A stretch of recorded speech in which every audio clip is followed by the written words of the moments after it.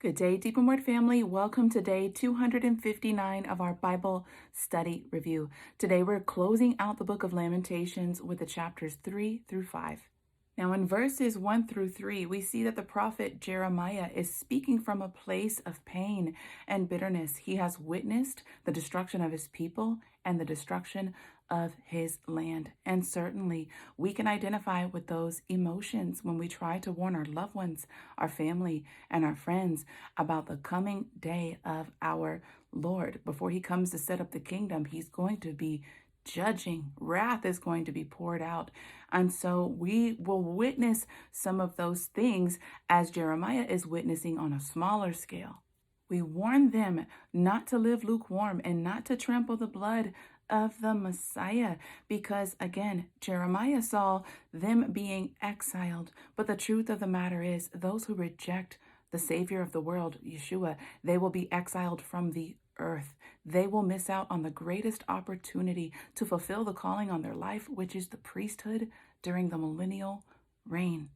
So since we covered the general summary of verses 1 through 13, let's pick up in verse 14.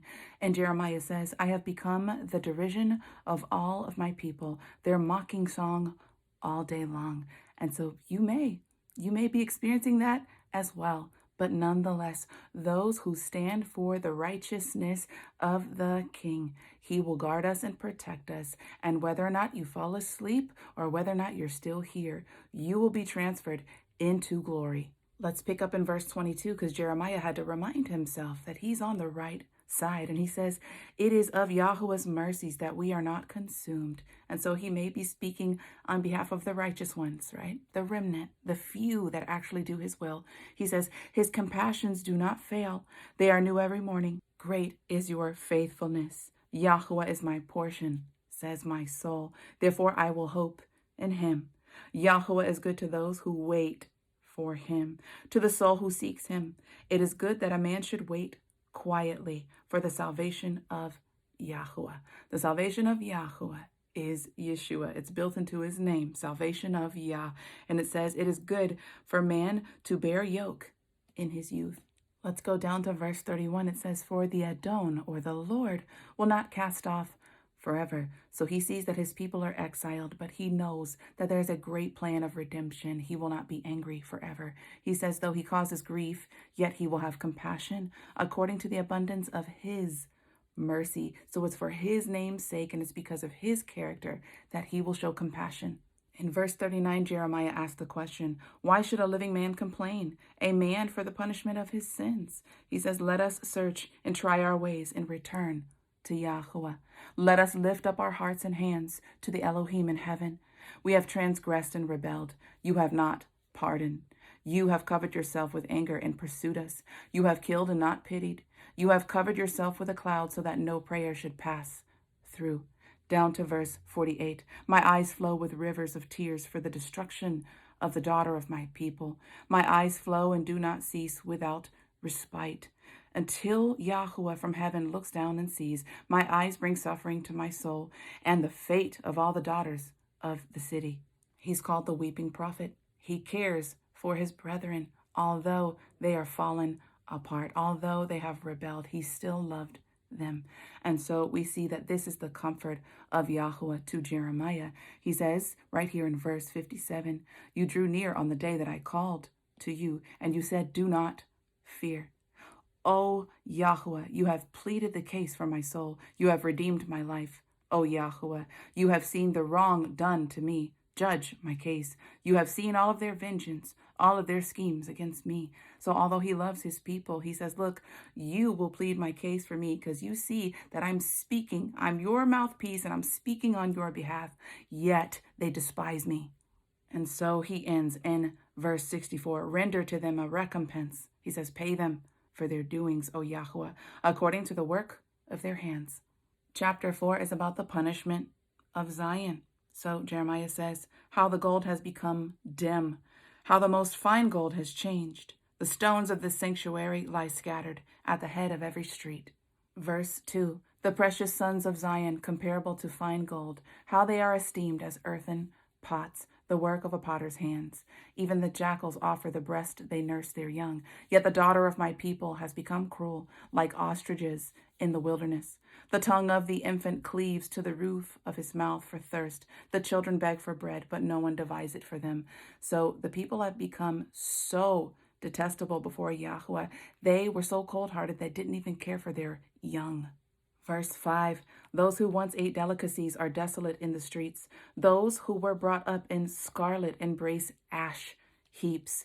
For the iniquity of the daughter of my people is greater than the sin of Sodom, which was overthrown in a moment, and no hands were wrung for her. As we pick up in verse 10, you're going to see how bad it got in the southern kingdom of Judah. The hands of compassionate women have boiled their own children. Cannibalism. They started eating their own children. It says, they became their food in the destruction of the daughter of my people. Yahweh has fulfilled his fury. He has poured out his fierce anger. He kindled a fire in Zion, and it has devoured its foundations. Verse 13, for this was the sins of her prophets and the iniquities of her priests, who poured out in their midst the blood of the righteous. The life is in the blood, and when blood is poured out, it is spilled, and it's innocent. It cries out to Yahweh, Abba Father, for justice, and he is righteous to execute those judgments. Verse 16, the presence of Yahweh scattered them. He will regard them no more. They do not respect the priest, nor show favor to the elders. They don't care about wise counsel. So, he has scattered them because they refuse to be counseled. It says right here in verse 18, they tracked our steps so that we could not walk in our streets. So this is the enemy that Yahweh the Father has allowed to come in and overtake them. It says, our end drew near, our days were numbered, for our end had come. Our pursuers were swifter than the eagles of the skies. They pursued us on the mountains. They lay in wait for us in the wilderness. The breath of our life, the anointed king of Yahweh, was captured in their traps, of whom we said, under his shadow, we shall live among the nations. Rejoice and be glad, O daughter of Edom, you who dwell in the land of Uz. The cup shall pass to you as well. You shall become drunk and strip yourself bare. The punishment of your iniquity, O daughter of Zion, is accomplished. He shall exile you no longer. He shall punish your iniquity, O daughter of Edom. He shall also expose your sins. And chapter 5 is a prayer of restoration. Let's start reading from verse 1. Jeremiah says, remember, O Yahweh, what has come upon us. Look and see our reproach. Our inheritance has been turned over to strangers, our homes to foreigners. We have become orphans and fatherless. Our mothers are like widows. We must pay for the water we drink. Our wood is sold unto us. So the cisterns that they dug out and the water, that they have worked for and the wood that they have chopped down, they themselves have to pay. Verse 11 and 12, they ravished the women in Zion. That means they were raped. It says the virgins in the cities of Judah. Princes were hung up by their hands. The faces of elders were not honored. They had no mercy on the children or the old men when the enemy came in. It says, the joy of our hearts had ceased. Our dancing was turned into mourning. The crown has fallen from our head. Woe to us, for we have sinned. Verses 17 through 22, and finishing out this chapter. For this is our heart, it is faint. For these things our eyes grow dim. Because of Mount Zion, which is desolate, with foxes walking upon it. You, O Yahweh, remain forever. Your throne endures from generation to generation.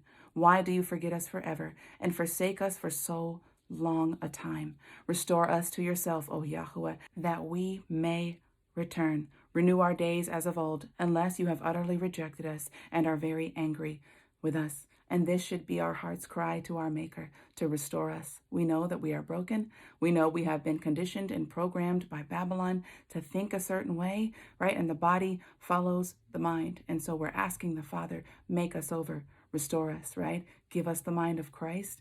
Let us walk by the Spirit so that we can be restored back to you. And the good news for us is we have that in Yeshua. We have that in the Son of the living El. Hallelujah. Deep Inward family, that's all that I have for you today. Until tomorrow, Yah bless.